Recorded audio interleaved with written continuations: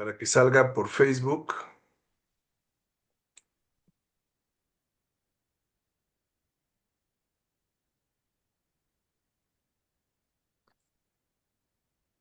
Muy bien, así se ve mejor, ¿verdad? Sí, está muy bien. Entonces, para que Alicia pues también vaya preparando un speech para esas fechas en otoño, podríamos hacer una reunión de escritores de la Ibero y celebrar su reconocimiento. Me encanta la idea, de veras, me gusta muchísimo.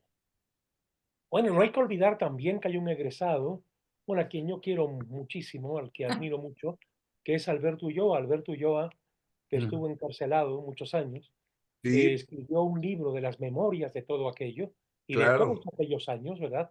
De desapariciones, de lo que no se hablaba, se ocultaba o había censura, etcétera. Un libro realmente muy interesante, que además es muy importante, que está traducido al inglés, no sé si a otras lenguas, pero con Alberto yo creo que también habría que, o sería importante contar. El libro lo publicó Cal y Arena y creo que ya ha tenido 2 ediciones, más o menos. No puedo decir con precisión, pero yo creo que ya tiene 2 ediciones y una en inglés. ¿Vive en Ciudad de México, Alberto? Y como no, mira, generalmente desayunábamos. Yo últimamente no he podido ir. Tenemos un desayuno los viernes, todos los viernes en la mansión de Insurgentes, ahí ya llegando al viaducto, donde van varias personas de periodistas, eh, y tenemos una tertulia muy rica, ¿no? De Ortiz Pinchetti, que era de Proceso, entre otros, ¿verdad? Y otro periodista también de Excelsior Proceso, le estoy viendo la cara, pero mira, son mis 83 años, ya se me olvidan los nombres, que escribió un libro que me encantó, cuando el reportero se vuelve protagonista de una historia, un libro fascinante realmente. Bueno, él va también, y bueno, diversas personas, pues, ¿no? Alejandro Ordorica, también egresado de la carrera, que tiene un par de libros de cuentos, publicados también, en fin, Otro más, otro más. sí. No, y luego cuando me vaya a la cama me voy a acordar de muchos más, ¿no? Seguramente porque son muchos, no son pocos, son muchos. Pues ya Tenemos está. que irlos anotando, Paco, para no olvidarlos. Sí, ¿verdad? Sí, Sí lo voy a hacer, me voy a imponer la tarea de hacerlo, ¿eh?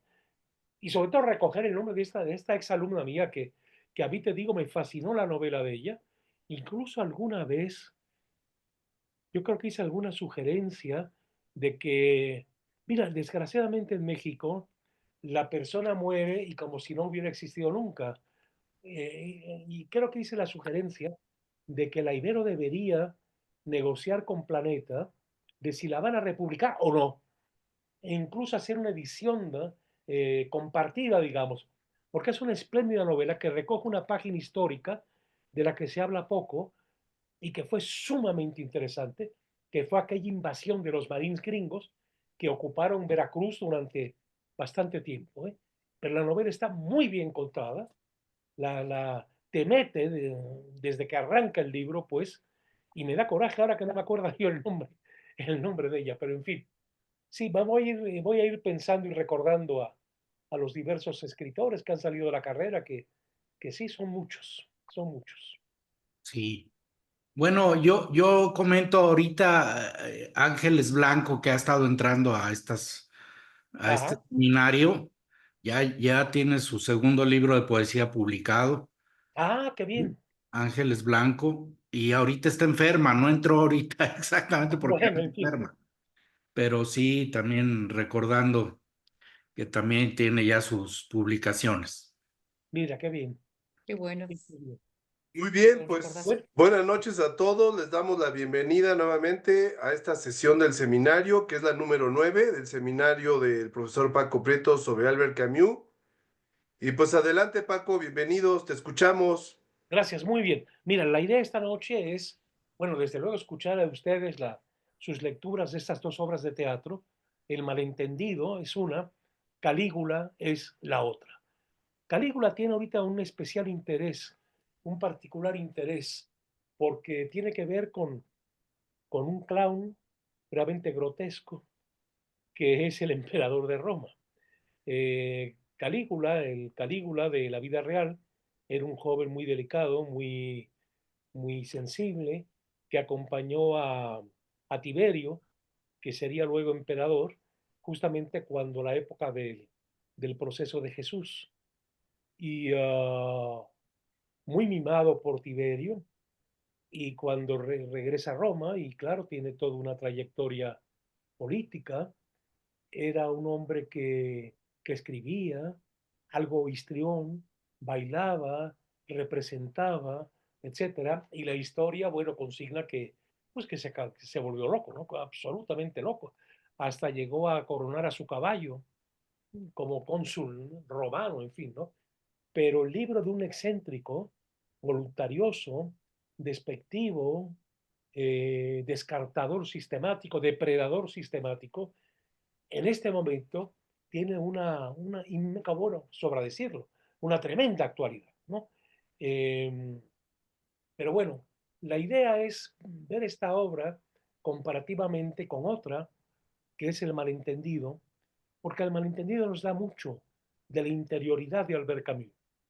Es una obra de lo íntimo, es una obra de la vida interior, es una obra que, entre otras cosas, el malentendido responde al núcleo, insisto, al núcleo más íntimo de Albert Camus, el reconocimiento del ser humano a partir de lo concreto.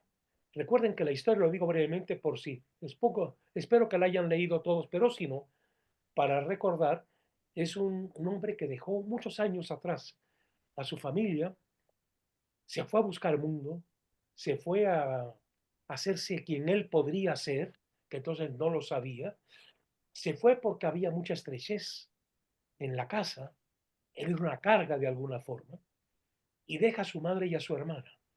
Pero algo lo va acompañando siempre a lo largo de la vida. ¿Qué será de ellas? ¿Qué había sido de mí de otra manera? ¿No? Y de pronto regresa con su esposa, viven en un lugar de sol, en un lugar próximo al mar, eh, un lugar que nada tiene que ver con ese lugar sombrío donde él había nacido, que es la Bohemia, ahora la República Checa, años atrás Checoslovaquia, como todos recordarán, y regresa y le dice a su mujer que él no quiere llegar y decir, aquí estoy. Él quiere pasar absolutamente inadvertido, quizá esperando que lo puedan reconocer, sin él decir quién es, sin él descubrirse. ¿Qué vínculo real se puede establecer sin nada que sea mentalmente impuesto, etcétera? De alguna forma, verse como personas concretas que pueden o no pueden establecer un vínculo. Le dice a la esposa, no quiero que estés conmigo, ven al día siguiente cuando todo se haya aclarado. La madre y la hermana, entre tanto, se han dedicado a, a matar a los huéspedes en el hotel que tienen, en la posada, en el albergue que tienen, y les quitan el dinero que traen, y así van ahorrando para irse a un lugar de sol, a un lugar de mar, ¿no? De alguna forma a encontrar el calor que nunca han tenido, a huir de la miseria que han padecido, a dejar el gris por la luz solar, etcétera, ¿no?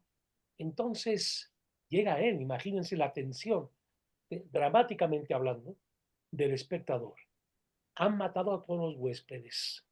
El esposo de María sería el siguiente, nada más que es el hijo y el hermano de la mujer. A todas estas hay un criado que es mudo, que no habla.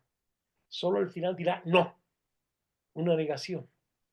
La nada, la idea de Dios, inmutable, desentendido de las personas concretas, alguien que cumple una función, alguien que aparece en nuestra vida como una presencia desagradable, pero ahí está, contra la que te rebelas, pero ahí está, etcétera, ¿no? Bueno, esa es en principio la anécdota que está basada en un hecho de la vida real, que Camus leyó en el periódico. Esto de leer en el periódico una historia y que te sientas tocado por esa historia es algo que no tiene, para algunos, como yo, no tiene nada de raro. Casi más de la mitad de mis novelas han salido de páginas de la vida real, leídas en el periódico, ¿no? que de pronto digo, ¿cómo es posible? Y podría preguntarme también, ¿y por qué me tocó? ¿Y por qué me llegó? ¿No? Recuerdo, por ejemplo, una novela mía que parte de un violador que lo encierran en un hospital psiquiátrico, se enamora de la enfermera que lo atiende y pide que lo castren. Esto pasó en Alemania y, y la nota que creo que apareció en el 1+1 originalmente, un el Excelsior, no me acuerdo, termina diciendo, este es el 14º violador que pide que lo castren en los últimos 2 años en Alemania. Bueno, algo sorprendente. Y entonces yo recuerdo que esa nota de alguna forma me atrapó. Yo sentía que tenía que hacer una novela sobre eso. Y en aquellos tiempos que empezaba la deserción en la iglesia, que yo vivía en Copilco y que caminaba mucho por las calles de Copilco, pasando siempre por la parroquia universitaria de los dominicos, se me iba germinando la idea. El violador había sido un seminarista dominico, un hombre humilde de Zacatecas, de familia humilde de Zacatecas, y tenía un amigo en el seminario que era un niño bien de Guadalajara, y este niño bien de Guadalajara, sin embargo, tenía como una especie de conexión, ¿no? De una vida a otra con el que sería el violador. Reenfrentarlos muchos años más tarde, el dominico en plena crisis vocacional y el otro, pues, un asesino. ¿Por qué a uno le tocan las cosas y luego las ligas a algo que se está viviendo en ese momento? Esa es una. Pero bueno, la primera novela mía, surge, o de alguna forma el referente del cual se desprende la novela, un profesor que tuvimos en la carrera, que un día leímos en el periódico que había matado a su mamá a maquinazos. A maquinazos. Le decían en la cárcel el Remington, porque así mató pues a su madre. Y entonces se cuenta la historia de un grupo de jóvenes que estudian comunicación en aquel tiempo, bastante diversos entre ellos, que tuvieron en común ese maestro y lo que eso significó para cada uno de ellos, o cómo ese tipo, ese personaje, se va dando en todos y cada uno de ellos. Y así podríamos continuar. Camus lee la noticia en el periódico y se siente como obligado a escribir. Eso es un misterio, porque uno lee tantas cosas en el periódico. Imagínate, te volverías loco si quisieras hacer novela de todo ello, porque hay algunas cosas que tienen que ver con lo que estás viviendo, con lo que se está viviendo, y te obligas a llevarlo, a convertirlo en una novela, en una ficción. ¿No? Bueno, mi última novela es lo mismo, porque también parte del piloto de Lufthansa, que estrelló el avión en su primer vuelo como piloto titular, copiloto titular sobre los Alpes franceses. Y claro, ¿por qué alguien hace esto? ¿Cómo es posible que pero en nuestro tiempo, el nihilismo, la carencia de sentido de la vida, el ver a los otros en un absurdo y en un sinsentido, bueno, todo eso te lleva a querer vivirlo novelísticamente. Sin más información, no es novela periodística, es novela de recreación dentro de ti mismo, desde la alteridad, que también podrías a lo mejor serlo tú. No sabes la, lo que hay dentro, ¿no? Lo complejo que puede haber dentro. Bueno, El mantenido surge de esto, es una novela que refleja algunas cosas fundamentales para Camus. La autenticidad, el ser auténtico. Este hombre quiere ser auténtico, no llegar como una cosa de facto. Soy tu hijo, eres mi hermana. No, no, no, no. Quiero ver si aquí puede realmente darse, cuajar realmente algo, lo cual crea un suspense que dramáticamente es muy interesante. No se olviden que en un escritor, por terrible que sea lo que cuenta, hay algo lúdico. Algo lúdico. Es un juego. Escribir es un escenario que tú creas y por tanto estás jugando. Y si a lo mejor tenías una idea preconcebida y el juego te va llevando a crear situaciones que no estaban previstas y que tienes que resolver como un teorema, como una ecuación. tienes que resolverlas.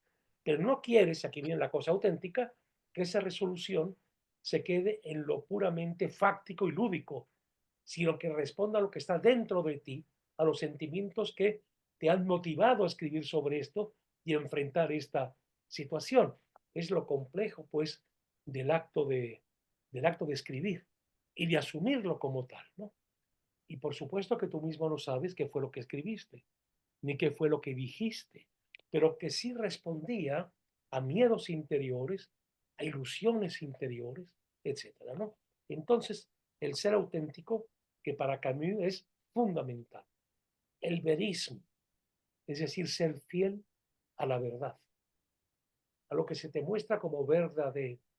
Le moleste a quien le moleste, incluso a ti mismo, que puedes sentir que estás viendo y mostrándote algo que no querías encontrar dentro de ti mismo. Bueno, por otro lado también el conocimiento, el reconocimiento de que una existencia humana es un compromiso con el bien, hay una búsqueda. Él lo está buscando con su hermano y su madre. Su intención es eso, devolverles lo que le dieron, la vida, el calor, los juegos infantiles, etcétera. La verdad, la verdad que pueden reencontrar ahora juntos, ¿no? Viviendo ese reencuentro. Y, y desde este encuentro de bien y verdad, la raíz de este compromiso que debe irradiar la belleza. Finalmente, un escritor está comprometido también con la luminosidad del ser, que diría Maritain que retomara Rosario Castellanos. Para Rosario Castellanos, que lo sacó de su lectura de Jacques Maritain en la obra de Maritain sobre la poesía, que se llama La poesía y el arte, la belleza es el resplandor del ser. Eso es lo que le da sentido a este encuentro de bien, verdad y afirmación de la existencia, aún sobre la sensibilidad absurda. Es absurdo, en principio, que ese hombre regrese, que no se descubra, que se obligue a no descubrirse y a dejar en libertad la posibilidad de una relación verdadera.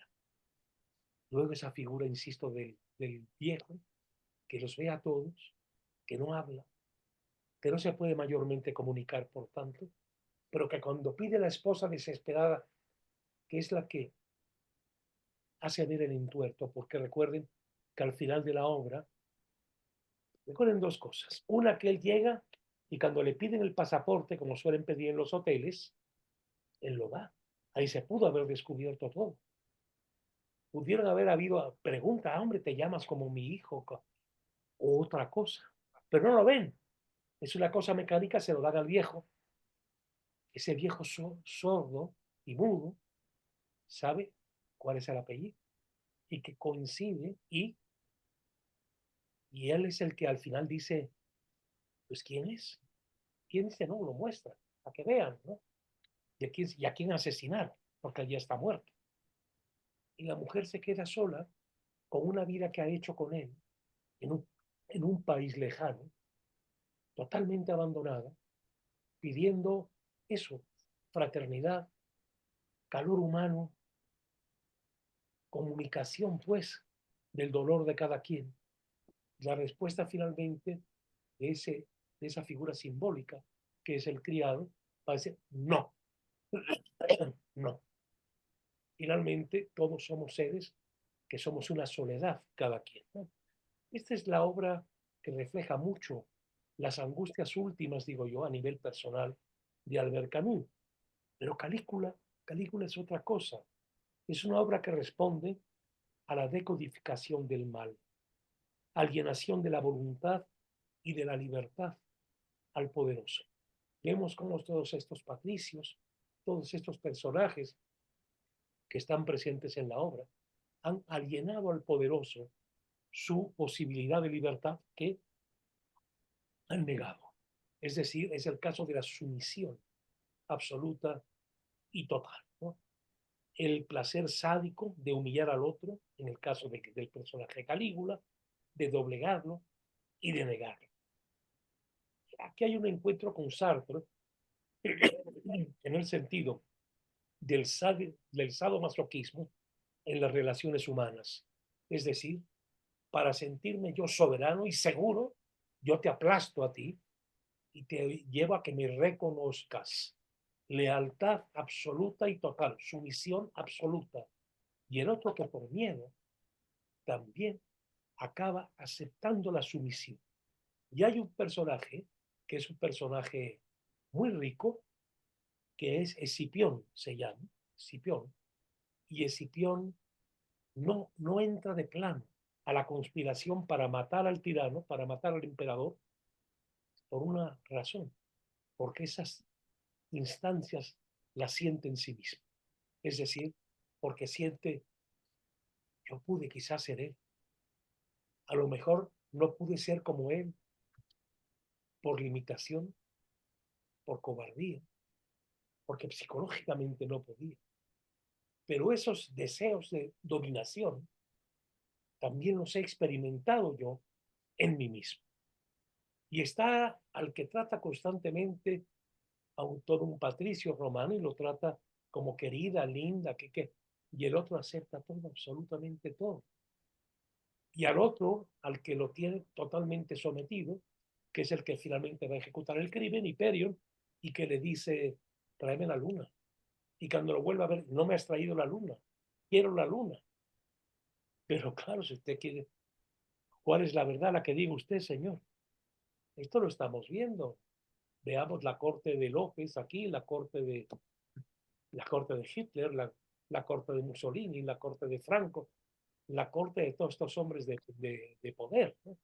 Someter al otro y al mismo tiempo el otro entregado para salvar la propia vida o porque descubre que, que esos horrores, que ese mal estaba también dentro de ellos mismos.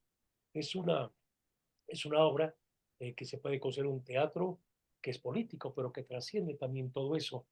Recuerden que todo arranca, que el primer acto de Calígula sucede cuando es el joven Calígula, al que todos veían, como también pasó con Nerón, a una persona finísima, una persona de gran sensibilidad, etcétera, que tiene un incesto con su hermana Drusila, que depende afectivamente de su hermana Drusila, y que de pronto tiene que enfrentar, que se muere su hermana Drusila, y entonces enfrenta, ¿para qué vivo ahora? ¿Cuál es el sentido? Menesteroso de cariño, menesteroso de calor, tiene una amante, entre muchas otras, amantes mujeres, amantes hombres, etcétera. Y este otro personaje es un personaje humillado y él lo sabe. La usa para tener el satisfactor espiritual que él necesita, etcétera. Y ella también organiza su vida en torno a esa protección del emperador y se convierte en algo, a alguien que puede aspirar a ser escuchado.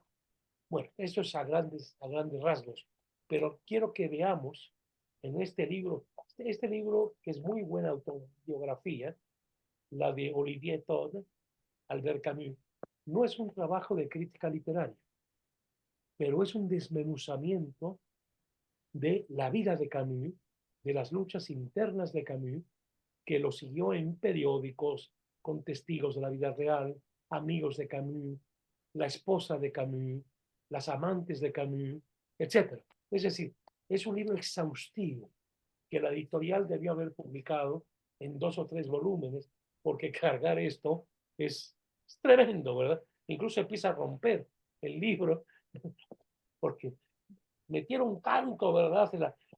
Bueno, que lo abro un poco y adiós libro, ¿no? Empiezan las hojas a volar, ¿verdad?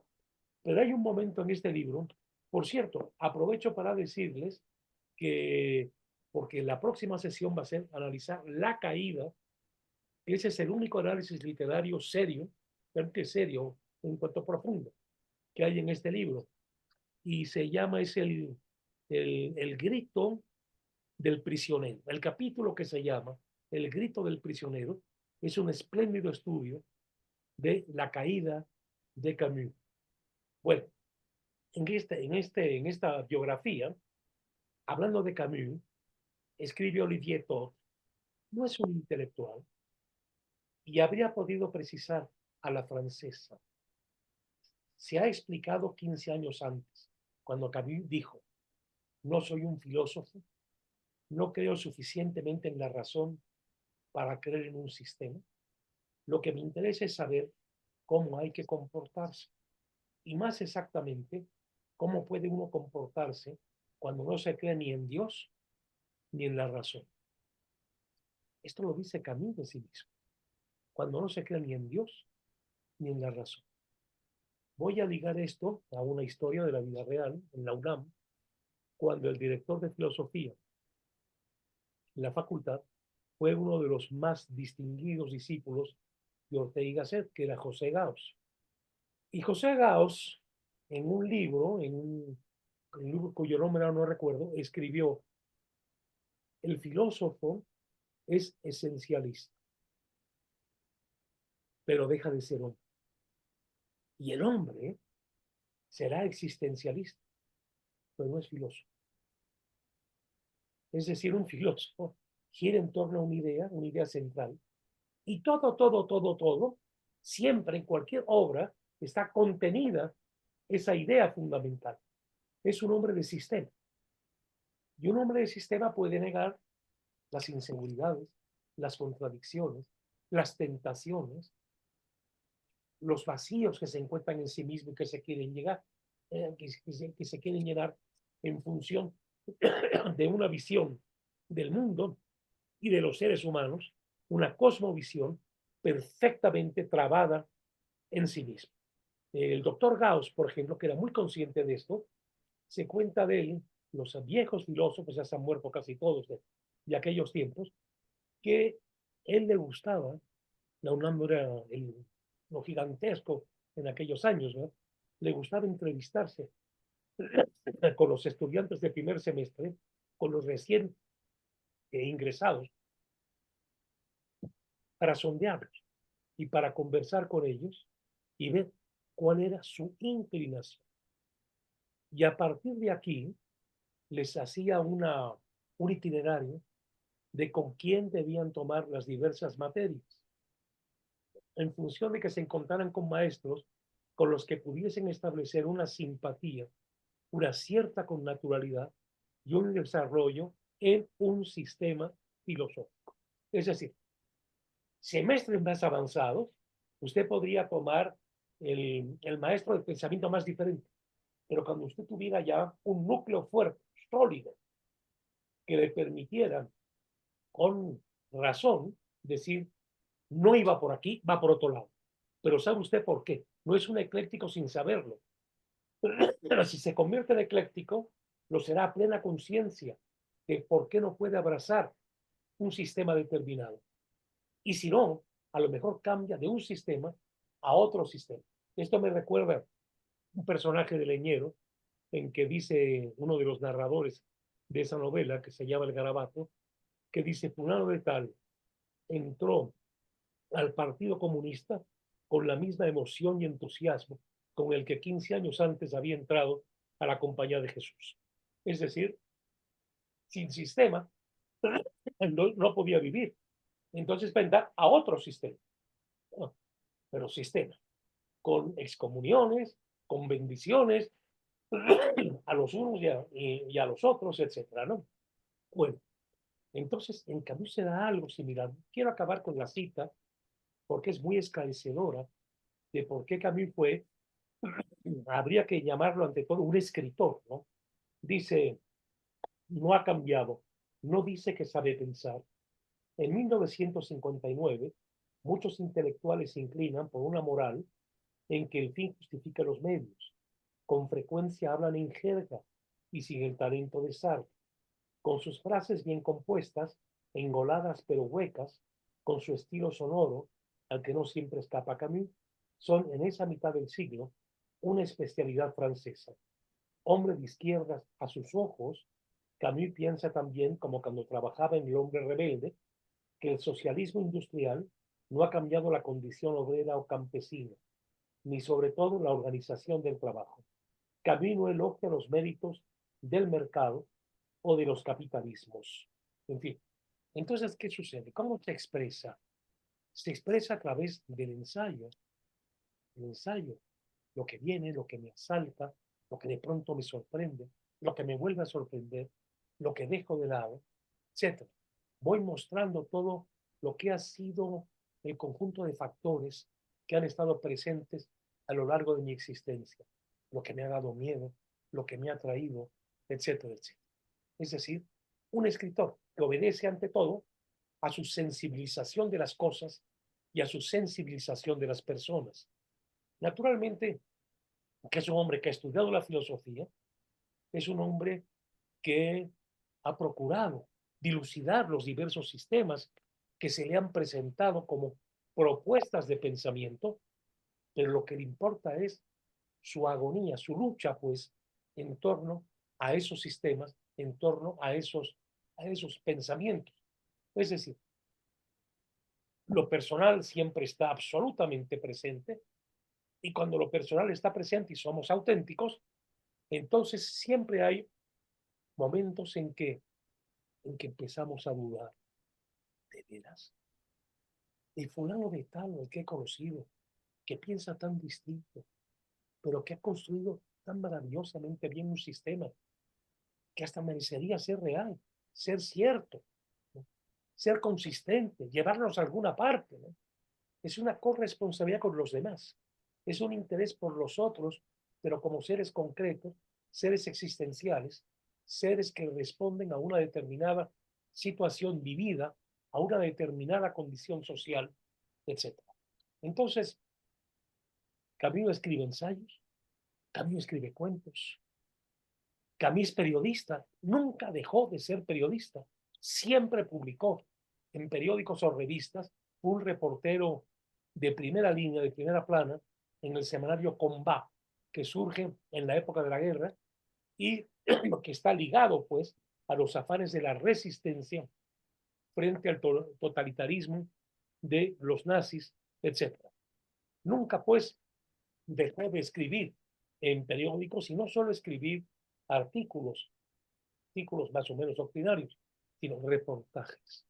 Recoger frente a un hecho determinado diversas formas de aproximación, diversas formas de equivocaciones, diversas formas de hallazgos, etcétera, etcétera. Era un hombre, por tanto, muy social en el buen sentido de la palabra. Como decía Dolores Castro, el escritor es como una esponja que va recopilando. De pronto se quedan callados. ¿Por qué? Porque le atrae mucho algo.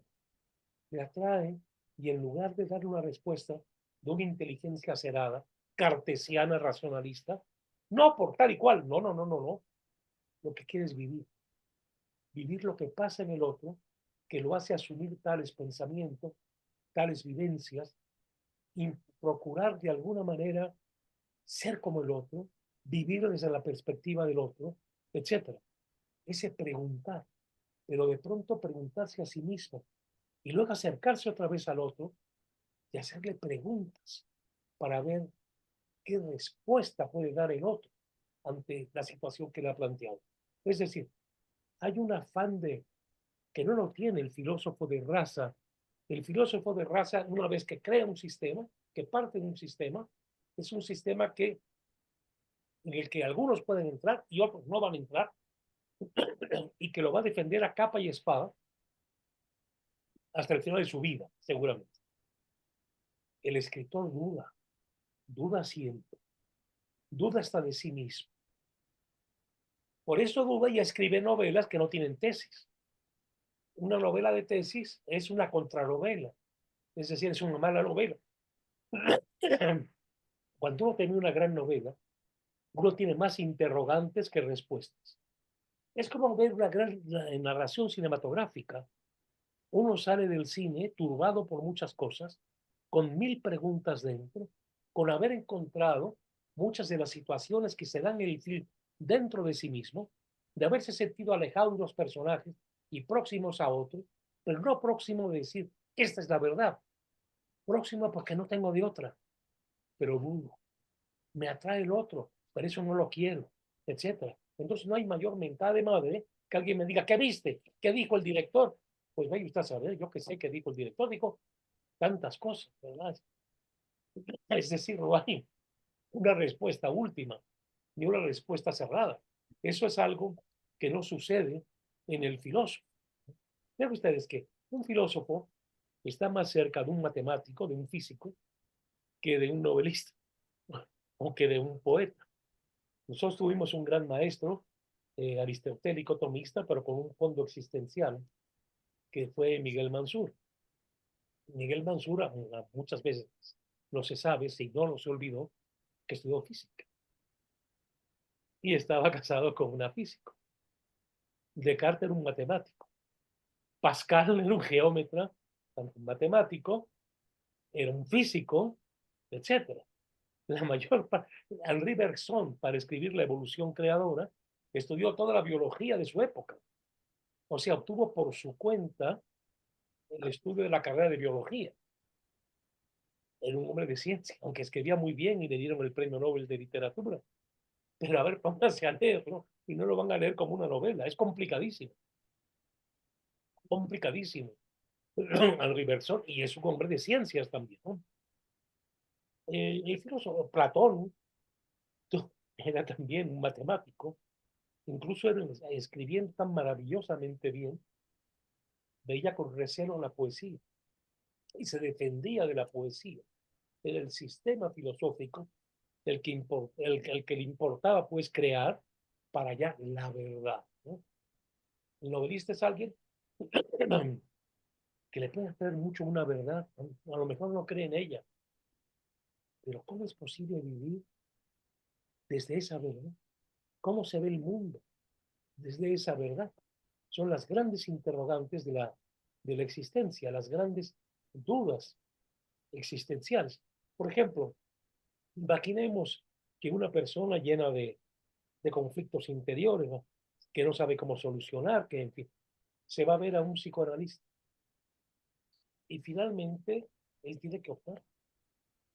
Él tiene que optar y ahí se enfrenta a una libertad que no es más que libertad de autodeterminación en función de él, lo que pesa sobre mí. Recuerden esa frase de Sartre, que es tremenda. Soy lo que hicieron de mí. Y pasados los 40 años, me estoy reconstruyendo un largo periodo para sacar todo lo que hicieron de mí y que yo fui rechazando y rechazando. Y cuando vengo a ver, pues ya estoy cerca de la muerte, ¿verdad? Y, y a dónde, y estoy otra vez con necesidad de ir, como quien dice, a buscar una orientación para ver quién soy. La novela parte de una fascinación por la existencia, de una fascinación por la complejidad de las cosas, por el saber que uno tiene que autodeterminarse en una determinada línea, pero si es auténtico, estar abierto a lo otro y mostrar esa angustia que surge de la complejidad misma de la vida. Todo esto se da en Camus. Por eso, indudablemente, Sartre sí es un filósofo. Total. Tiene su frivolidad de optar porque la época necesita que se resuelva el problema de justicia social. ¿Pero para qué? Para volver otra vez a la problemática del ser y la nada, de la verdad última, ¿no? De lo que finalmente es el hombre, etc. Por eso sus obras son muy adivinables. Creo que yo les contaba que la primera vez que vi a puertas cerradas, recuerden, el infierno son los demás, esa frase que dice un personaje, l'enfer c'est les autres. La primera vez que la vi, qué sorprendente. La segunda, pues ya no me dio ninguna sorpresa. La tercera me aburrí. El malentendido lo he leído muchas veces y me sigue tocando desde la raíz. Es la poesía. Es la poesía lo que hace con una obra viva y que una obra permanezca. Es el hombre que se va revelando a sí mismo. Entonces, también cargaba con el peso de las existencias que se cruzaron en su camino, incluso el cristianismo también. O sea, no soy creyente. A nivel, a nivel de mi vivencia, de mi propia existencia, no veo, no siento a un Dios, Pero además, a nivel de la razón, digo, yo no puedo aceptar un Dios que permite el sufrimiento de los niños. Esta es una convicción, pero una convicción que parte de una realidad vivencial. No lo veo, no sé dónde esté. Es ese muro del malentendido, impenetrable, etc. Y sin embargo, dentro de todo este absurdo, hay una cosa que es real y consistente, la vida. La vida. Por ejemplo, muchos dicen que Camus a veces, cuando había algún encuentro de escritores, etcétera, si era en el sur de Francia, se iba a los toros. Pero ¿cómo? Maestro, mañana. No, no, sí, pero después de la corrida nos vemos. Se iba a los toros. Como le gustaba mucho el fútbol, pues lo practicaba también. Pero también es la vida. Es cierto aspecto de la vida.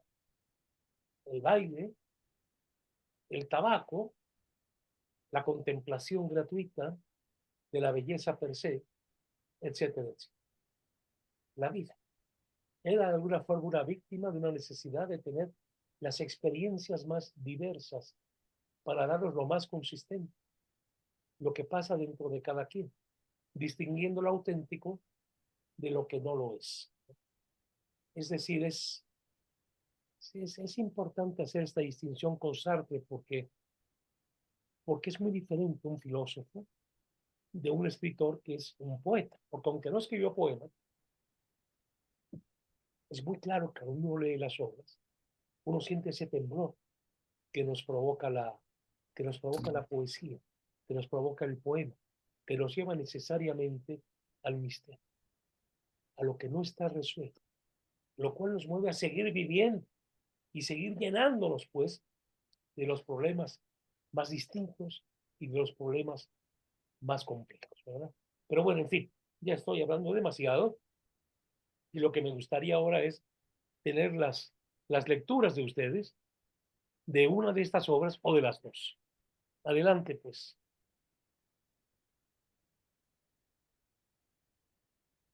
Bueno, en primer lugar hago la pregunta. ¿Les interesaron estas obras? A ver, Guadalupe. ¿Sí? Salvador. No te oigo. Salvador, Sí. No, Guadalupe, por favor, yo nada más dije que sí me interesaron. Después, no, Sí. después hago algún comentario, sí, pero no, nos claro, escuchamos, Guadalupe. no, yo en lo general, yo leí las dos y me Ah, impactaron qué bien. muchísimo. Sí, sí, me clavaron y me metieron en una dinámica personal profunda de Eh, 20.000 conceptos que provocan las dos obras eh, muy eh, distintas. O sea, por ejemplo, el del malentendido. Sí. Siempre me quedo yo con frases de formación profesional, con ideas centrales, pero, por ejemplo, el hombre cuando dice, la felicidad no lo es todo, Eh, hay que ir a buscar algo más y un deber que tiene eh, que él lo liga con ir a resarcir lo que fue la pérdida de su hermana y de su madre, ¿no? sí. Y luego también las referencias al amor y al amor de la madre, ¿no? Después de Eh, que se da cuenta y de que del conflicto, del famoso malentendido, ¿no? eh, Y que la hija que ha estado todo el tiempo con ella, de Ajá. repente la madre le dice, pues sí, pero el amor por este hijo es distinto. Le dice, pero ¿cómo si te ha abandonado 20 años? Eh, Y la respuesta es, pero es el amor que sobrevivió 20 años. O eh, sea, a pesar del abandono, sobrevivió 20 años. Y esa es la gran diferencia que le da sentido a todo. Y tú, pues, tendrás que ir por tu vida y demás, ¿no? Eso por un lado, muy, muy intenso. Las dos cosas son muy intensas, me ha encantado. Eso es eh, en cuanto al malentendido. Y muy brevemente, por compartir lo que me han provocado, porque es finalmente lo que quisiera con ustedes compartir. Y luego Calígula, qué barbaridad. Qué de conceptos también sobre la libertad, eh, el poder. Para él, incluso también otra vez menciona el amor, dice, el amor no es todo. En este eh, mundo, si lo quieres cambiar, tienes que hacer cosas para cambiarlo, pero finalmente todo es efímero, una cosa así, ¿no? O sea, ajá. todo no deja así, ¿no? Luego dice, le dicen, pero es que tú te crees Dios. O sea, Eh, alguien le dice, ¿no? ¿Tú te crees Dios? Dice, No, no, no. Yo ya de alguna manera estoy cercana a los dioses porque soy tan cruel como ellos, ¿no? O sea, hay frases así que las tengo ahí anotadas que tienen que ver con eso, ¿no? Y cómo para él la libertad es poder en un momento dado hacer lo que quiera porque nada vale la pena, ni la vida misma un poco, ¿no?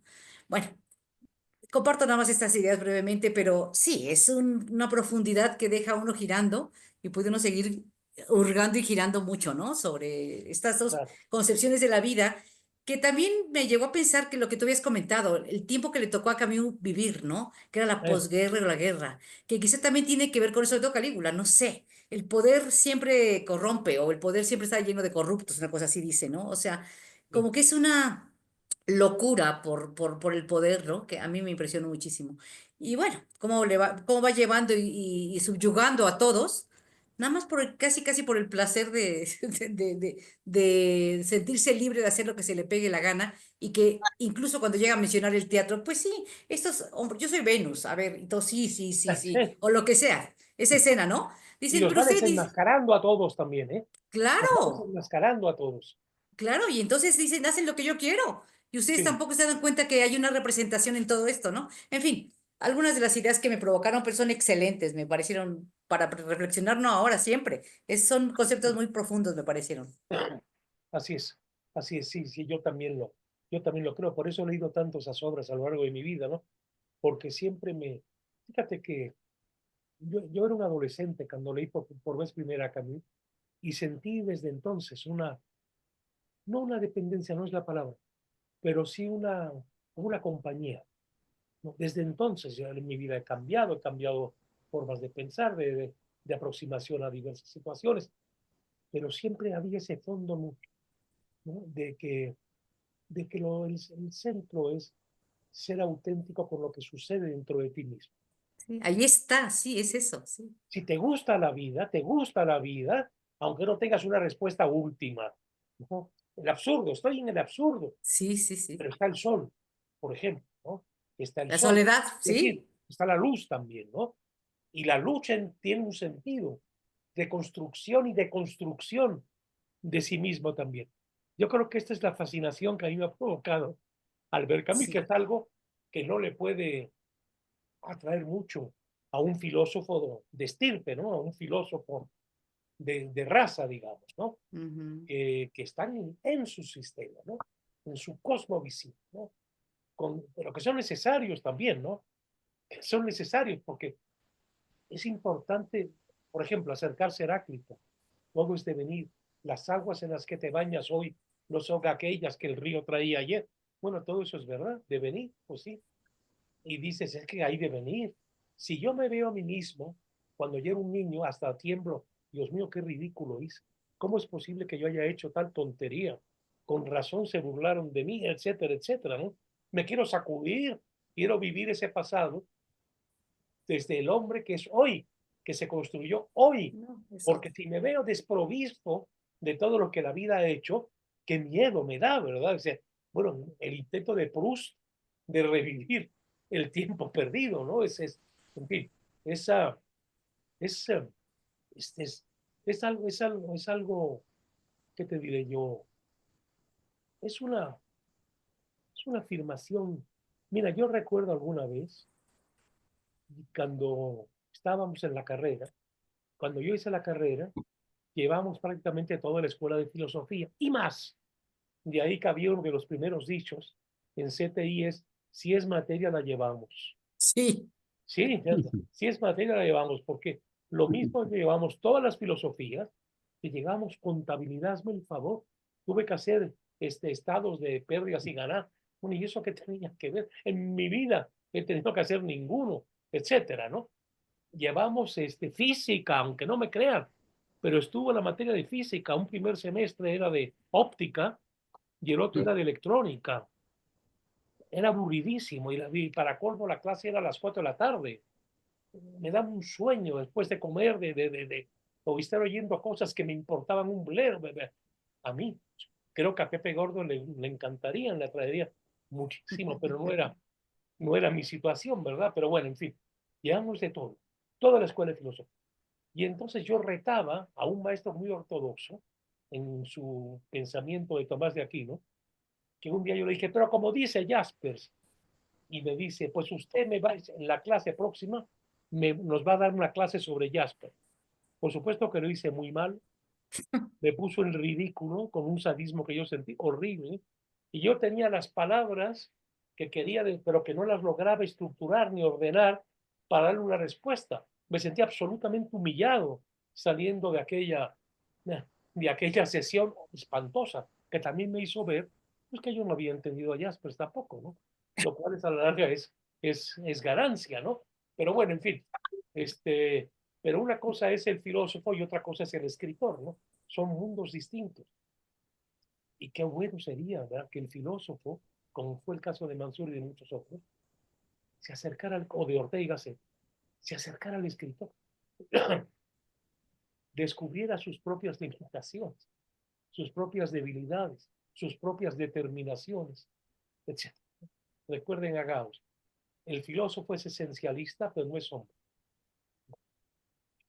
El existencialista es hombre, pero no es filósofo. ¿Por qué? Porque no tiene un sistema. Pero Heráclito me lleva a Parménides, que era todo lo contrario. Toda la lucha griega después de Heráclito y Parménides era ver cómo podían reencontrar unas y otras revelaciones, ¿verdad? Platón, Sócrates, Platón, Aristóteles, etcétera, ¿no? Y finalmente, cuando entra en crisis todas las ciudades-estados de Grecia, cuando entra en ese periodo de cansancio de existir, etcétera, surgen estoicos, surgen escépticos, los Diógenes, los Sénecas, etcétera. Ya no hay seguridad absolutamente de nada. Y el filósofo le empieza a ceder el paso al escritor. Oye, Digo, Paco, y perdona, ¿y sí, tú cómo ves lo de Calígula? O sea, porque finalmente él dice, el amor no lo es todo y tráiganme la luna porque en este mundo no hay nada que pueda ser permanente, una cosa así, ¿no? ¿Tú cómo ves Calígula en ese contexto en que lo escribe Camus? bueno, el contexto es, acuérdate que fue un hombre que vivió la Segunda Guerra Mundial Ujú. y todo lo que vino después de la Segunda Guerra Mundial. Los dictadores no habían desaparecido. Ahí estaba Stalin en Rusia, ahí estaba Franco en España, de modo que el pensamiento totalitario seguía estando presente. Y muchos hombres y mujeres asumían aquello por necesidad de ver un orden en el mundo, que esa es la otra parte, ¿no? Un orden en el mundo. Sin un orden, ¿qué hacemos? ¿Qué hacemos, verdad? ¿Qué nos orienta? ¿Cuál es el sentido finalmente de la existencia? La tentación de someterse al poderoso es muy grande.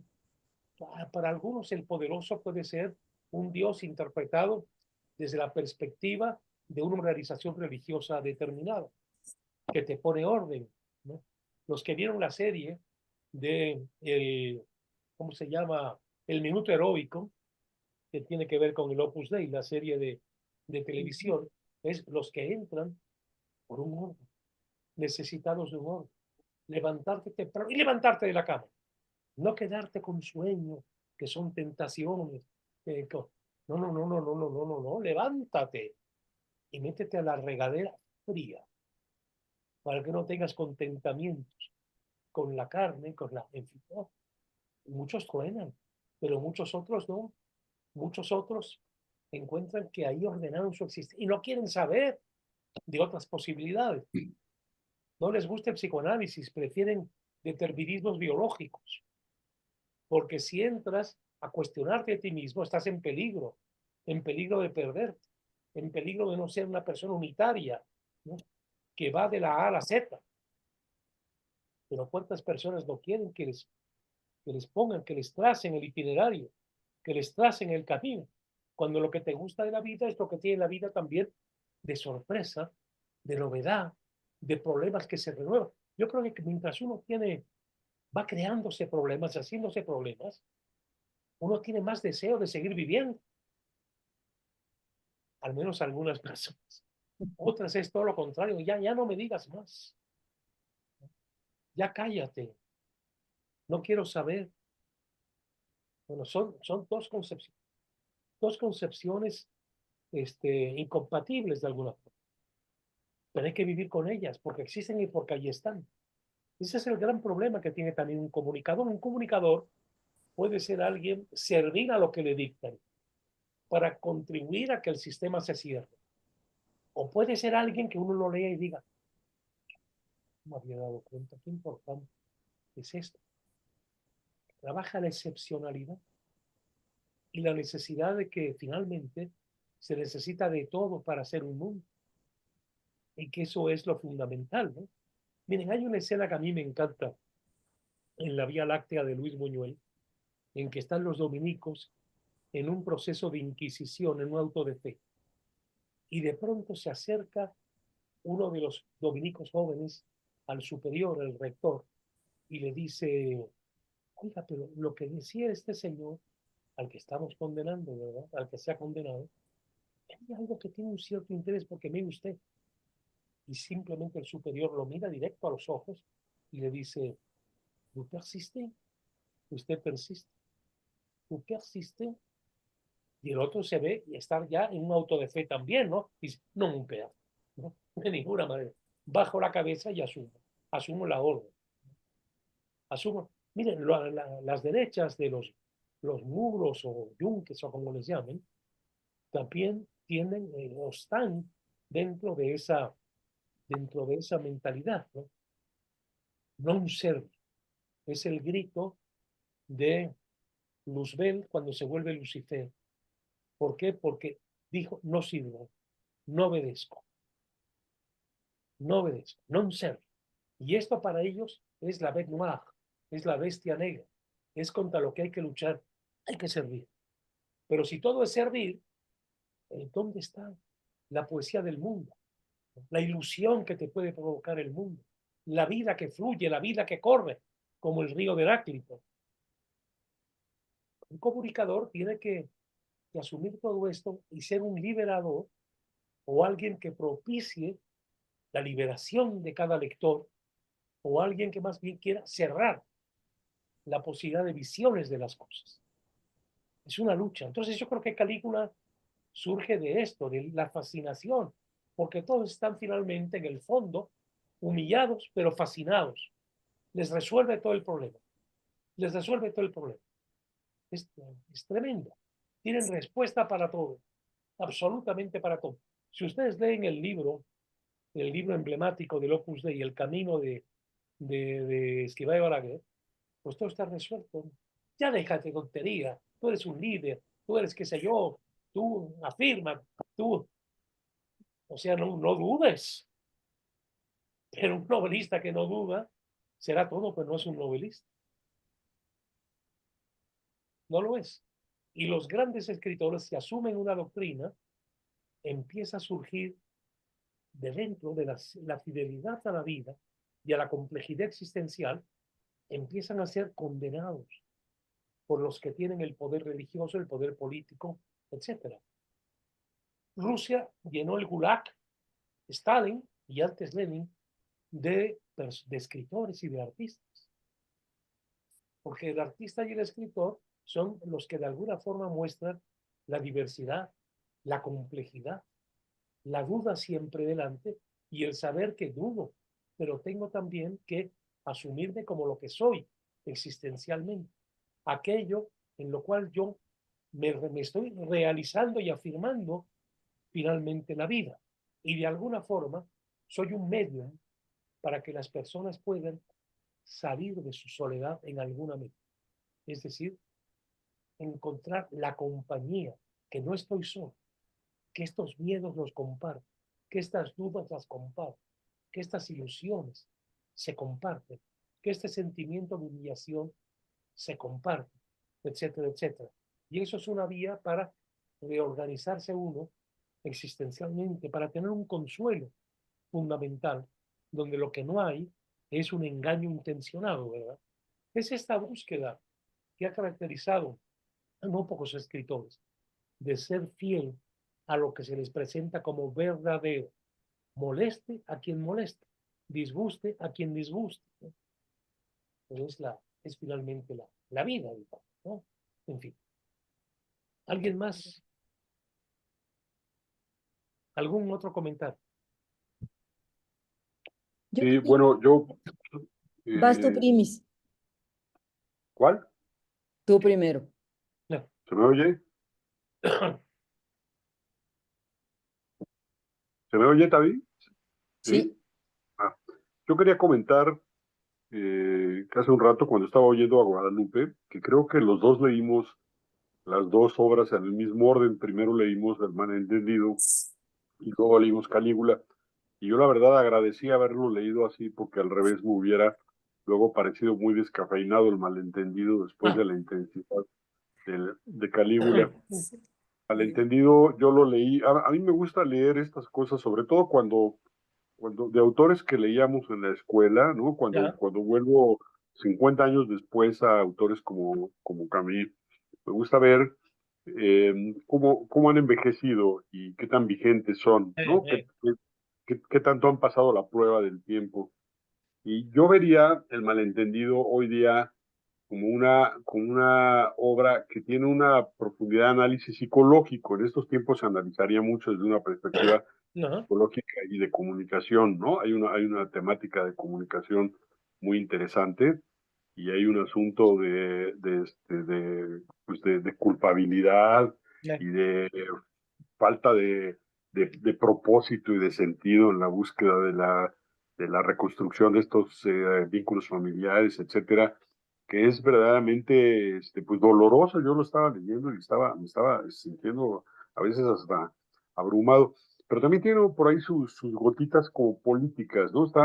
Camille habla de una Europa gris, nublada, fea, sin sol, que es esta Europa pues del Báltico, de esta parte de Checoslovaquia y de esta Sí, sí. zona que deben haber estado en momentos terribles en la posguerra, y pues debe haber sido un sueño, sí, seguramente para mucha gente. Puede brincar hasta América y tener todo esto de playa y sol, que es Ya, el leitmotiv de esta persona. Pero bueno, malentendido para mí, no me llamó tanto como Calígula. Calígula hoy día, para mi gusto, se podría analizar de manera muy interesante desde la perspectiva de los nuevos estudios de lo que son los psicópatas, de la psicopatía, ¿no? Calígula tiene rasgos psicopáticos muy impresionantes y es lo que lo hace muy similar. Yo leía algunos párrafos de algunos, que, por cierto, además, el Calígula que pinta Camín no tiene un pelo de tonto, es listo, claro. sensible, y muy inteligente, muy agudo, etcétera. Pero es un mal Perdón que bicho, te ¿no? interrumpa, Salvador, pero digo una cosita. En Sí, ese sentido, es un alma gemela, Calígula, en la vida real de aquellos años de, de Nerón. Nerón tocaba la lira. Claro que no era ni iba a ser un gran artista. Su maestro Séneca lo vio con absoluta claridad, ¿no? Buscaba sí, castigarlo, obligado a que lo escucharan, ¿verdad? Bueno, y al final se transforma en un tipo prácticamente sin sensibilidad, un depredador. Enrique VIII, si ustedes ven los cuadros que representan a Enrique VIII, son muy interesantes, porque Enrique VIII era un muchacho esbelto, muy fino. El Papa le mandó una carta de felicitación por sus aportes para la fe cristiana en la doctrina cristiana. Y luego, pues funda la Iglesia de Inglaterra, asesina a las esposas, cada vez está más gordo, está más, ¿qué diré yo? Eh, Alcoholizado, sobrealimentado, y se vuelve una figura bastante desagradable. Enrique VIII funda la Iglesia de Inglaterra, en fin, ¿no? Pero hay muchos de estos dictadores, de estos espíritus totalitarios, que es muy interesante ver, ¿no? Su evolución, ¿no? Parten de una sensibilidad que promete, ¿no? Otra cosa, algo brillante, y el poder los va deformando. Mira, Tomás de Aquino en su antropología tiene una frase, todo un capítulo, digamos, en el que dice del amor a la riqueza, al poder y a la carne. Y dice, lo que tiene todo esto es que usted nunca se va a conformar con algo, querrá más. Y usted dirá, cuando tenga tal ya, pero no, va a seguir, va a seguir, y va a seguir. Y va a seguir multiplicando bienes, y va a seguir depredando al prójimo, y va a seguir cada vez humillando más a través del poder. Es decir, no hay freno. el cura, ese dominico encerrado en su celda, que apenas salía para discusiones, en fin, el güey mudo que le decía, fue capaz de ver esto, la inteligencia, ¿no? De ver el poder, la carne y la posesión acaban destruyendo al ser humano. No todos son Marco Aurelio, pero en fin, adelante. Bueno, no, yo lo que quería finalizar es que si vamos viendo la evolución del pensamiento de Calígula en esta obra de teatro, podemos hacer un paralelismo muy interesante con lo que es en general el desarrollo del discurso, por ejemplo, de gente como Trump hoy día. No tenemos que irnos hacia atrás, pero también hay un montón de elementos que podemos rescatar para analizar el comportamiento de López Obrador, por ejemplo, ¿no? Para no tener que ir tan lejos como Trump, o de Bukele, o de cualquiera de estas figuras autoritarias de hoy día. Entonces me parece que tiene una gran actualidad. Yo creo que es un texto que leerlo en este momento para jóvenes sería muy esclarecedor, muy interesante y muy impactante. Me parece una gran lectura y yo te agradezco que nos la hayas recomendado porque en realidad la disfruté mucho y repito qué bueno que los leí en ese orden porque además acabé de leer Calígula 20 minutos antes de que empezara esta sesión y todavía estaba así medio alterado yo cuando prendí el Zoom porque me quedé en un cierre además muy intenso, ¿no? Tú imagínate que la montaran en Broadway, aquí y ahora, ¿no? Y entonces el ejecutivo de un gran corporativo, de un Chase Manhattan Bank, empieza a ver aquello. Imagínate un tipo que dice, eso es lo que necesitamos. Alguien que diga, ya basta, hay que hacer las cosas así, de esta forma, volver a la grandeza.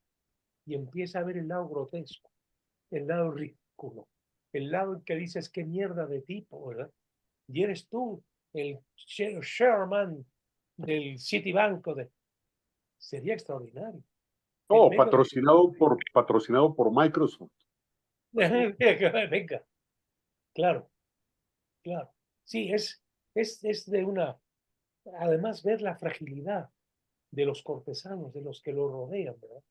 Cada quien con su propia existencia, cada quien con sus negaciones de sí mismo, etcétera. Todos bajando la cerviz, ¿verdad? En fin. Pero al mismo tiempo protegidos por un orden al que tienen que rendirse porque los puede matar mañana, ¿no? En fin. A ver, Ángel. Sí. Yo quería platicar sobre, un poco como Salvador, estaba yo leyendo El Malentendido en el camino para acá, y está muy en boga ahorita esta serie de adolescencia. No sé si la han No, yo visto. Bueno, vale la pena porque, claro, es una cuestión de total ficción. La gente luego cree que es verdad, pero bueno, esa es otra historia, ¿verdad? El no. caso es que creemos que la violencia es privativa de estos tiempos. Es un poco lo que acaba de decir Salvador. Si pones a este Calígula como Trump o como López Obrador, si pones esta familia disfuncional de madre e hija con un hijo ausente, también pasa un poco lo mismo. La madre hace lo mismo con dos hijos y cada hijo sale diferente. Mira, Entonces, pero la violencia existe. ¿Por qué en uno sí y por qué en el otro no? Y también, y, oye, perdón, y otra cosa que muestra es también la... Yo recuerdo un maestro que alguna vez dijo en clase, de un modo así, una disrupción, y dijo, oiga, no hay que tener ideales. Fíjate, la madre y la hija han vivido en torno a un ideal, ujú, el mar, el sol, ¿no? Y empieza a volverse absurdo, sin sentido, cuando ya tienen la posibilidad de hacerlo. La sensibilidad claro. absurda que regresa siempre en las obras de Albert Camus. Se desgasta. Tenías un ideal, ¿no? De pronto se te caen porque no responde a lo que realmente está pasando ya dentro de ti. Tener ideales, como suelen decir los demagogos, es un modo de escapar de tu realidad y de ti mismo, porque tengo un ideal. porque creo en Dios, porque creo en la salvación de las almas, porque creo en la redención de la justicia social, el ideal. Pero mientras tanto vas perdiendo tu vida, no te vas viviendo, ¿no? Desde el núcleo mismo de tus carencias, de tus reales ilusiones, de tus temores, etc. Perdón, adelante. Y hay una cosa muy interesante que tiene un momento sobre el hijo pródigo, que te recuerda que, a ver, yo he estado, porque le dice la hija, yo he estado aquí toda la vida. Sí, Un es poco verdad. desgraciado, que bueno, ellas no saben que ya ha vuelto, pero Claro. ahora resulta que vuelve y le haces fiestas, y yo que me he fregado los chorromil Sí, sí. años que hemos estado aquí, y como que lo deja un poco con ese resquemorcito. Eso Es me verdad, fue muy interesante, la es verdad. verdad, es cierto. Muy para reflexionar y como seguirte por ahí, seguirme por lo Sí, sí, menos. sí, me parece muy bien. Muy interesante, muy bien. Gabriel. Bueno, es que ya casi me ganaron las ideas, Ah, compañeros, pero bueno, rápido.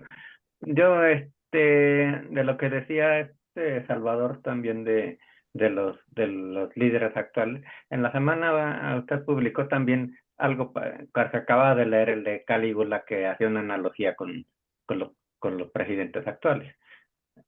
Sí, lo publicó la semana pasada. ah, Entonces, pues ya lo que dijeron Salvador y David también era. Nada más hay de la información que yo estuve buscando. Vi que había una representación de televisión española, pero no me llama la ah. atención. ¿Vale la pena verlas así como en televisión o quedarnos? No, yo creo que ha de tener su interés, ¿eh? Yo no lo he visto, ¿eh? Yo, no, Es yo Calígula, televisión española de 2001. Y bueno, los intérpretes pues no los conozco, pero bueno, voy a tratar de buscarla nomás para, pues si es interés. creo que leí algo de que hay una interpretación del director de alguna forma, ¿no? Es decir, Ujú, una relectura personal, digamos, de la obra. Mira, yo ujú, creo, haciendo una analogía con la música, hay un director actual que yo admiro mucho, bueno, me encantan yo no soy músico, no tengo ninguna autoridad para hablar de esto, pero que me encantan casi todo lo que toca, lo que interpreta, que es Ricardo Muti. Y Ricardo Muti insiste mucho, cuidado, hay una página escrita. A esa página hay que apegarse. ¿Mm? Claro, hay modos en que tú, en que tú vas trabajando los sonidos, los silencios, sobre todo, etcétera. En la página ahí está. No te vayas de ella, ¿eh? No te vayas de ella porque es una estructura trabajada seguramente internamente con mucha intensidad por el autor y por esa forma de racionalidad interior que el artista plasma en su obra sin él mismo darse cuenta. Mire, yo recuerdo, por ejemplo, la Universidad de Oxford en Inglaterra hizo unos textos para Universidad Abierta. Bueno, y había uno que era sobre Stendhal. Como a mí me gusta mucho Stendhal, pues lo leí. Y entonces el profesor británico dice, pero en el momento en que Julien decide ir a matar a su amante, la primera, de Madame de Renal, está traicionando todo aquello por lo que fue construyéndose a sí mismo. Quería el poder, quería las riquezas, quería en fin. Y dije, sí, sí, sí, pero es que la vida es así. Julián estaba llegando ya a lo que quería. Cuando se liga a la niña bien, aristócrata en París, etcétera, y ahora en lugar de la sotana va al ejército, pero ya no a que lo pongan en en primera fila, sino en la retaguardia, donde no lo matarían nunca y tendría todo el gozo de canonjías y de todo esto. Pero Julián es un ser pasional, es un ser menesteroso de amor, de cariño, de ternura, etcétera. Y entonces, cuando sabe que Madame de Renal le ha descubierto la relación que tuvo con él, jugándose ella su prestigio en la Francia de aquel tiempo, Julián agarra la pistola y va al pueblo a matarla. Esto irracional sí puede ser objetivamente irracional, pero real a nivel personal, ¿no? Es decir, ese problema que vio el profesor británico, yo nunca lo vi. Seguramente porque yo estaba muy tan entusiasmado con el personaje de Julien, con las contradicciones de Julien Sorel, que yo también agarré la pistola, digamos, ¿no? Era un adolescente, la primera vez que leí El Rojo y el Negro. El profesor no, porque él lo ve objetivamente, él deconstruye, ¿no? Y entonces ve que hay irracionalidad, según él, desde la pura razón, en la actitud pasional de Julien Sorel. Pero muchas obras literarias importantes hacen ver que, o la vida está en otra parte, ¿no? Hacen ver que no seguimos siempre lo que dicta la razón, etcétera, etcétera. Que hay muchos factores que están interviniendo en nuestros propios actos. Mauriac hablaba mucho de cómo el novelista encuentra a la víctima en el verdugo y al verdugo en la víctima. Y eso se puede aplicar a muchas de las grandes creaciones literarias. Por eso la literatura, la gran literatura, contradice y hace ver que las cosas tú creías que eran así, pero son al revés, son de otro modo, totalmente distinto, y que hay otra lógica, entre comillas, que está dentro del relato. En fin. Adelante. Sí, bueno, muy interesante todos los comentarios que han hecho los compañeros Lupita, Salvador, Tavi, Gabriel. Realmente hay una parte que a mí me gustó y me sorprendió mucho, que es cómo Camus a través de esta obra de teatro Calígula expresa en una de las partes lo que dice uno de los patricios sobre el propio Calígula. Dice, sin duda es un gran psicólogo. Esto me parece maravilloso porque podría uno pensar todo menos eso, y sin embargo, claro, en ese poder dictatorial se necesita ser un buen psicólogo, un buen lector de cómo el comportamiento humano te permite hacer atrocidad y media, porque eres capaz de conocer lo más profundo del ser humano. Claro, claro. Entonces, me pareció fenomenal. Sí. Y gracias por recordarnos de nuevo estas lecturas, Paco. No, hombre, por favor, no faltaba más. Adelante, Tavi. ¿Puedo hablar yo? Ah, claro. Hola, buenas noches, Paco. Bueno, Lo que más me interesó de El Malentendido es la parte literaria, el teatro, ¿no? sí, sí. Entonces, los 3 actos clásicos, ¿no? Y sobre todo los personajes, se me hacen unos personajes muy bien logrados, cada uno con sus angustias, con sus particularidades. Por ejemplo, voy a mencionar algunas cosas de cada personaje. La madre dice, solo aspiro a la paz, tener despreocupación. Y, y dice, algunas noches inclusive me inclinaría a la religión, me dejaría llevar, no siempre quiero ser tan rígida y endurecerme como mi hija, ¿no?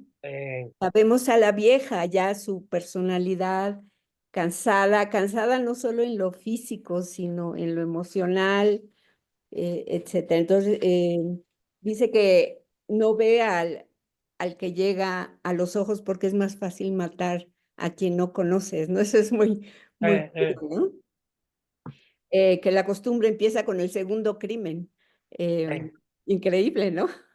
Bueno, y Se dice, vuelve me hábito. gustaría que fuera el último. O sea, ya es una gente que está reconsiderando si todo eso que hizo antes valió la pena, que está cansada, ¿no?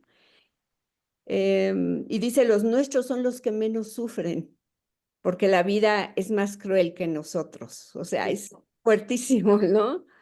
Ella mata porque dice, pues lo estoy salvando de sufrir, ¿no? La vida es muy dura, ¿no? Dice, yo no tendría la impresión de que voy a mi morada, dice la madre. A cierta edad no hay morada donde sea posible el regreso. Está amueblada con recuerdos, encontrar el sueño y el olvido, ¿no?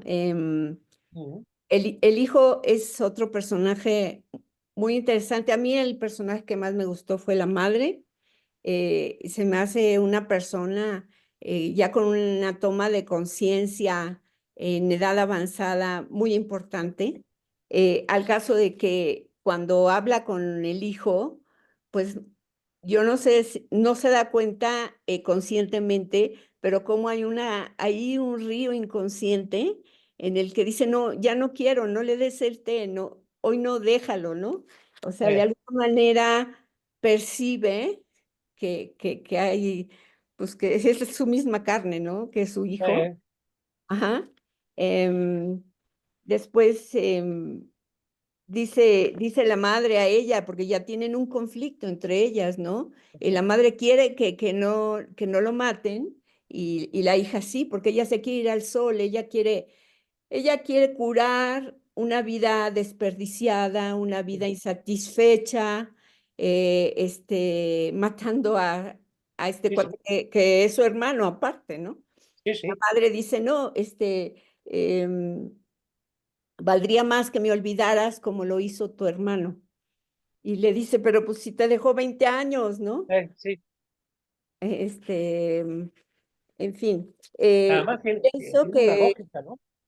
Pienso Lo que que dices los tiene una lógica. personajes son buenísimos. Por ejemplo, Jan dice, llega un momento en que dice, al hablar con la hermana, sobre todo, que es una amargura tremenda, ¿no? Es una gente que tiene una vida interna destrozada, que ya no tiene, pues aunque quisiera ir al sol, es una gente terriblemente amargada y frustrada. Entonces, dice él, ay, ¿qué estoy haciendo aquí? En un momento dado, antes de que lo maten, ¿qué estoy haciendo aquí? Me gustaría irme esta noche, ¿no? De repente le cae el 20 de que llegó a un lugar donde solo hay amargura, donde no lo van a perdonar, donde ni lo van a reconocer, ¿no? Así es. Y dice, todas las horas de la noche son difíciles para el hombre solo. Eso lo dice él, ya en su momento ahí de soledad. Aquí está ahora mi vieja angustia, aquí en el fondo del cuerpo. Ahí es buenísimo, ¿no? O sea, el lenguaje, los diálogos, teatralmente me parece una obra muy buena. Te metes dentro, se te meten dentro, te penetran, que eso es lo que es un poeta. Muy profundo, eh, es las relaciones familiares que generalmente a todos nos importan tanto y desgraciadamente muchas veces son muy conflictivas, ¿no? Y Marta ya cuando llega la esposa y ya está muerto, etcétera, pues la esposa dice, pero ¿cómo si era tu hermano, etcétera? Y le dice la hermana, llena de amargura, su dolor jamás igualará la injusticia que se comete con el hombre. Sí. O sea, es como si fuera un chivo expiatorio de toda la maldad del mundo, ¿no? Lo que está diciendo es como esas ofrendas o sacrificios del mal que hay en el mundo, ¿no? Y la otra pues está desesperada porque era su vida, el hombre, ¿no? Y ahí como termina con Dios. Eso es muy interesante. Termina rogándole a Dios que la proteja, que le ayude, y en el último acto entra el hombre mudo, ¿no? Y entonces ella le dice, ayúdeme, ¿no? Pero bueno, a mí me parece que es teatralmente una gran obra, muy lograda. El lenguaje es preciso, no es ni muy abundante ni escueto, y te lleva al fondo del alma, ¿no? Es Entonces, lo que yo me creo pareció también. literalmente, como literatura, me pareció una gran obra. Sales del teatro o de la lectura, pero sobre todo si la ves con buenos actores, que tienen que serlo, ¿eh? Para que esto lo vivas plenamente, tienen que actuar con una naturalidad, con una interiorización de los personajes tremenda. El actor, por eso también, es una figura en la que pensó tanto Camus, reflexionó tanto Camus, ¿no? Cuando estás viviendo estas existencias tan complejas y tan fascinantes también, y luego tienes que ir a lavar los platos que se quedaron sin lavar, ¿no? O llevar al hijo a la escuela, o, y luego vas otra vez a vivir en 2 horas toda una existencia, ya sea por lo que se plantea en el escenario en el momento en que transcurre la obra, como todo lo que sugiere del pasado, de una infancia dejada atrás, de un futuro que se viene, etcétera. Entonces viva con tal intensidad que cómo es posible reencontrar la cotidianidad. Por eso la iglesia, ya también ha reflexionado sobre esto, excomulgaba de todas las mujeres, ¿no?, que hacían teatro. Les parecía peligrosísimo, pero también al hombre quedaba excomulgado. Pero si tú eres un actor, si tú tienes esta necesidad de vivir otras existencias, ¿cómo le haces? El propio Shakespeare, toda la multiplicidad de personajes complejos e intensísimos. Él como actor que era, director que era y escritor que era. Y que además, por eso se sabe que pudo escribir tanto, porque él soltaba un trozo, una escena, y a partir de ahí iban desarrollando la siguiente. Y dejaba que entraran, ¿verdad?, los actores con sus miedos, con lo que iban recreando interiormente, y luego en la noche dejaba todo escrito, ¿no?, en versos además, ¿no?, como él escribió todas sus obras, ¿no? Es una forma muy intensa de vivir que puede llevar, en eso la iglesia lo veía con claridad, a graves perturbaciones, ¿no? ¿Cómo aceptar lo cotidiano? Siento una analogía con el extranjero. También estuve leyendo, digo, después del primer capítulo de L'Étranger, dices, hijo, creo que dejo el libro porque es como muy insolente, ¿no? Es la muerte de su madre y la frialdad y la indiferencia con lo que lo narra. Digo, está perfectamente bien escrito en un francés maravilloso, pero dices, ya no puedo, o sea, no puedo seguir leer lo que sigue porque me está ofendiendo emocionalmente esa frialdad, ¿no? Y en esta obra de teatro, Jean, cuando está solo y está pensando por qué vino y por qué está buscando a la mamá, y dices que no puedes ser un extranjero para siempre. Tienes que buscar tus raíces, tienes que buscar un hogar. O sea, hay una relación, pues, de la vida de Camus, me imagino, ¿no? sí, no, claro. Y fíjate que es el teatro como una vía de esencialización y de purificación, por tanto, ¿no? Es decir, no tienes una respuesta, no tienes una carta conductual, pero lo que sí tienes es el gozo de la complejidad de tus propias emociones, ¿no?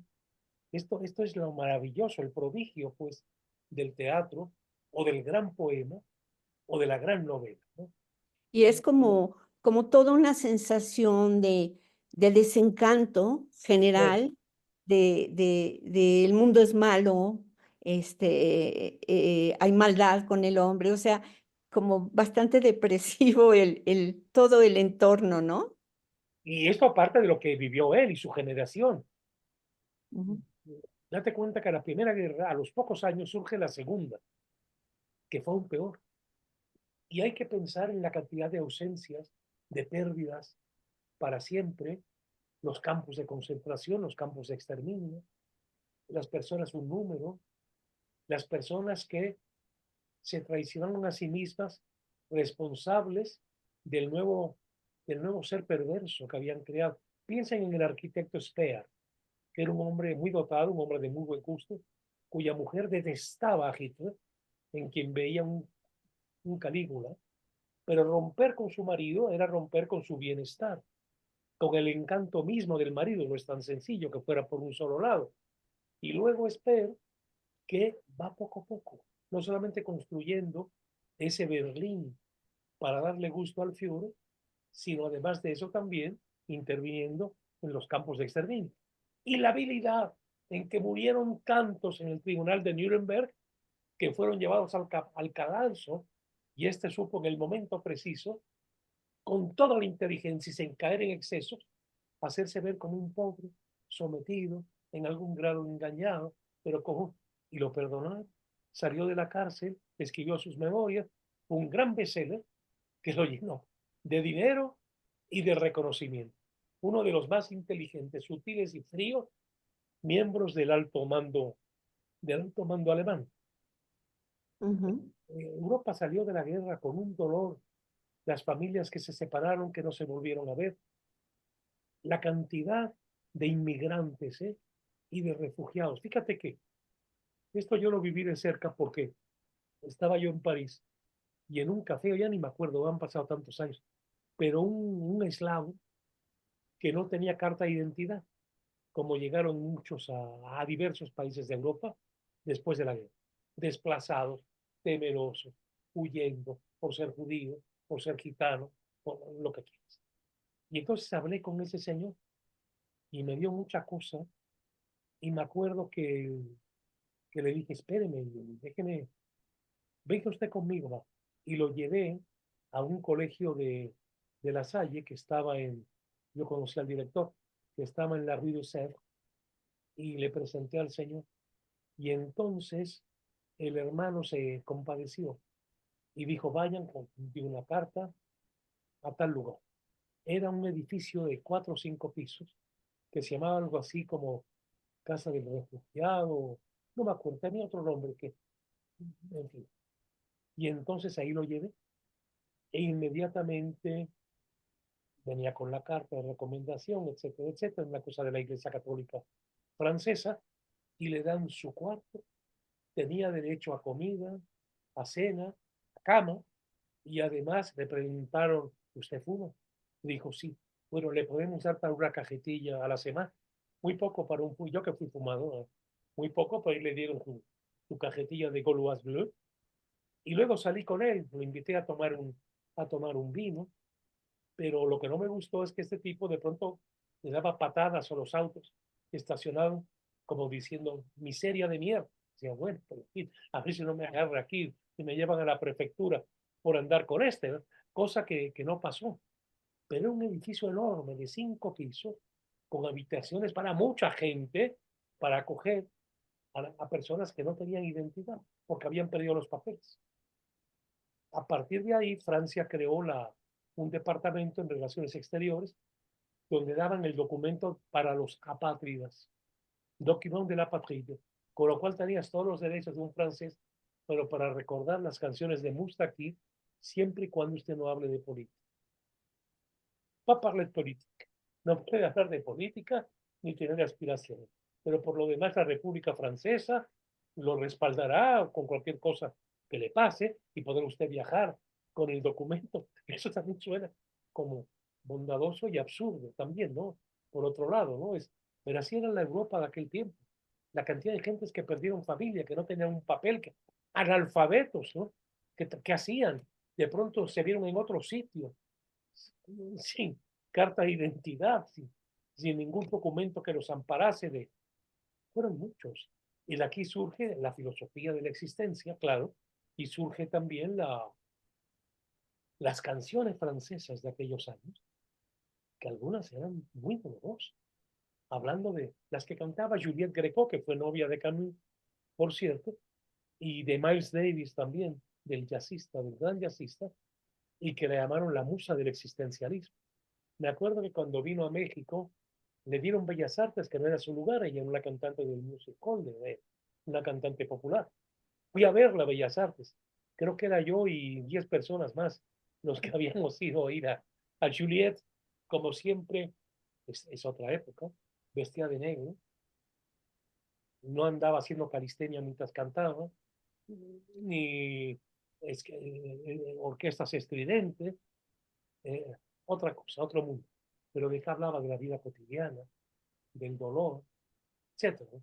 Recuerdo una canción de ella que decía que de pronto en el bulevar de no sé qué se encontró un español que estaba recogiendo de la basura porque no tenía que comer los desperdicios en lo que yo había. Y entonces de pronto pasa un monsieur très bien, un señor muy bien, que dice, mira este meteco, este extranjero que se está comiendo nuestro pan.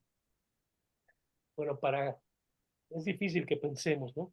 En América Latina este tipo de canciones. Es difícil, porque está recreando lo que no se quiere ver, la miseria, la hipocresía de un ciudadano normal que dice, se está comiendo nuestro pan, se está comiendo la mierda del basurero, porque no tiene que comer, ¿no? Porque está abandonado, porque está marginado, porque, en fin, ¿no? Era la Europa del tiempo, donde era común que una persona te hablara del dolor, del sufrimiento, de la oscuridad, como el lugar en que sucede el malentendido también, ¿no? Y el ansia de otro mundo. Como, como si, como si el extranjero, ese primer capítulo donde narra la muerte de su madre, con esa, pues más que frialdad, así como racionalidad, Sí, es como si estuviera evitando sentir, ¿no? claro, claro. Mm. Bueno, y es la época también en que la cantante calva de Ionesco, en que se estrenó en el teatro de Hachette, de la no Hachette, cerca del Sena. Y cuántos años, porque ya el mundo se veía como, pues, como absurdo, ¿no? O sea, Ujú. decía este absurdo, que hubiera sido una cosa de loco de atar antes del siglo XX, se volvía algo pues, realista, ¿no? O la obra de Franz Kafka, ¿no? Claro, todo tiene, nada surge de la nada, surge de una experiencia humana, de una experiencia compartida, de una experiencia sentida junto con otros, ¿no? Ujú. En fin. Bueno, miren, la semana próxima bueno, la próxima no, la siguiente, vamos a trabajar esa novela fascinante que es que se llama La Chute, La Caída, con un personaje memorable que es Clamence, así se llama, y donde se discute hasta qué punto no es un desdoblamiento del propio Camus. Yo creo que es creación de Camus, que hay una fuerza de lo imaginario, pero que había algo de él también en este personaje.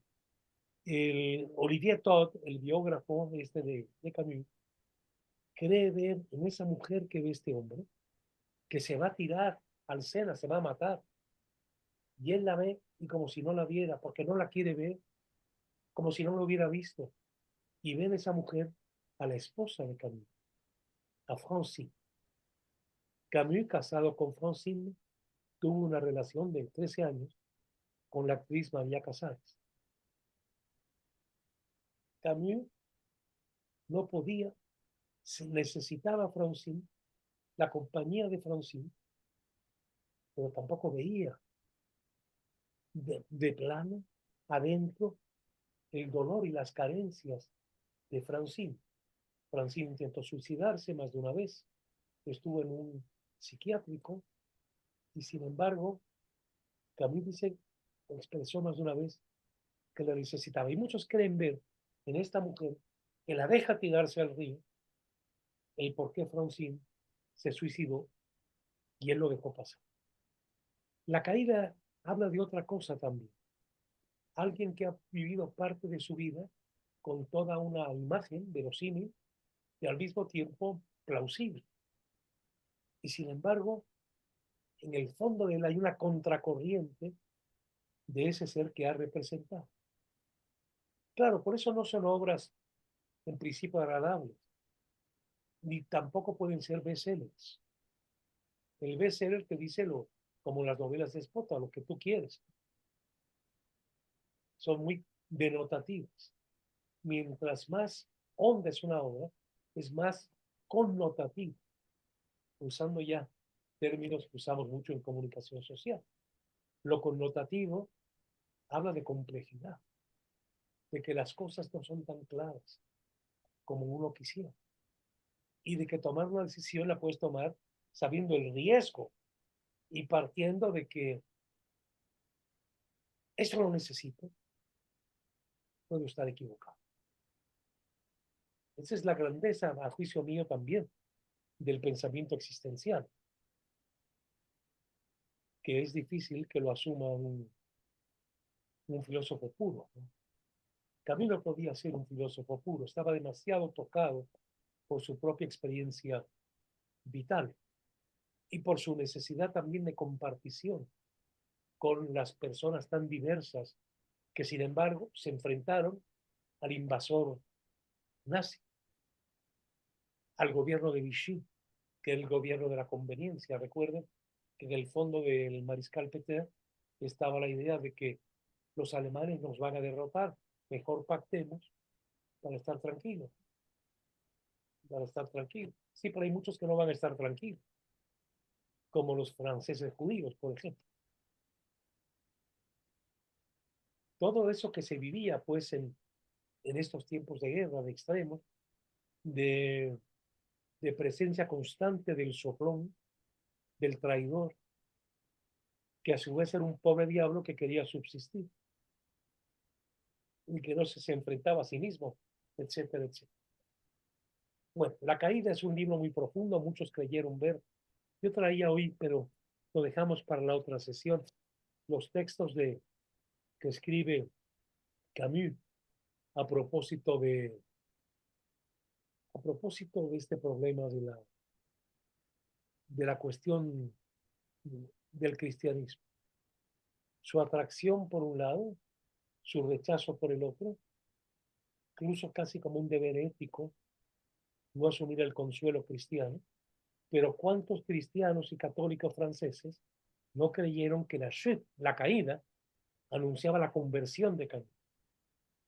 Recuerden que justo con la invasión de los alemanes es cuando muere Henri Bergson. Henri Bergson había pedido el bautismo cristiano y él mismo lo confiesa, lo cuenta en sus memorias, que ahí las dejó para que no se perdieran. Y ahí mismo también dice que él no podía ya asumir el bautismo que había pedido, porque eso era una canallada con sus próximos judíos. Él no podía hacer eso como una forma de no ser solidario con los demás judíos como él, que era judío, como todos saben. Entonces, ese dolor de los últimos días de Bergson, cuando creía en Jesús como Dios y tener que decir no por un acto de valor que era superior. Todas esas cosas se vivieron en esos momentos en que las situaciones límites te llevan a la densidad existencial o a hacer que no viste nada, que no pasa nada y que todo sigue igual. La capacidad de vivir sin ver es también otro de los problemas que tenemos como humanidad. Bueno, pues entonces que descansen en estos días que vienen y ahí nos enfrentamos a la caída, la novela La caída. Muchas gracias, Paco. A ustedes sí, muy buenas noches. Gracias, Buenas Paco. noches. Descansen, buenas noches. Muy buenas Buenas noches. noches. Gracias. Muchas gracias, Paco. A ustedes, gracias. Buenas noches, gracias. Buenas noches. Chao.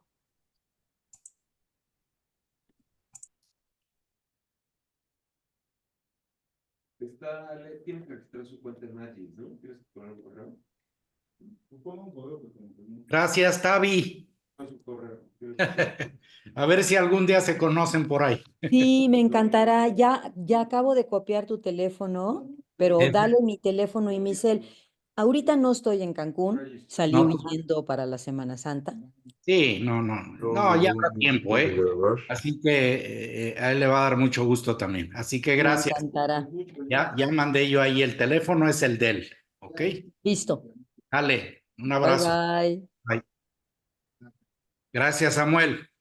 Samuel, gracias. De nada, que a descansen. ver si me descuelgo en mayo, a ver cómo le hago. Claro que sí, ojalá. Ojalá. Qué Por acá nos gacho, veremos. pero ya verán. Aquí Ay, tienes un casa. Dios que todo lo ve. Tienes casa en Cuernavaca, ¿eh? David, tienes casa en Cuernavaca, de aquí estamos a 1 hora. Ya Sale. está. Perfecto, que descansen. Vale, gracias, bye. Bye.